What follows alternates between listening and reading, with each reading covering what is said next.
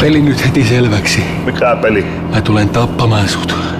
Minut? Niin. Joo.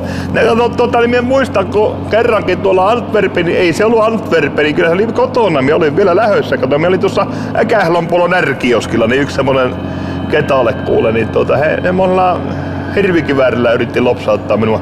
Ymmärräksä? Me oltiin hamppaalla, luodin kiinni, niin se sanoi Kählonpolon hammaslääkäri, että kyllä sinulla on Mauri yksi parhaita hammasluita, mitä Lapissa kasvaa. Pane se perkelen, mikä saatanan samurai se siellä oli? Ymmärräksä kuka mä oon? Se olet hirven tappanut.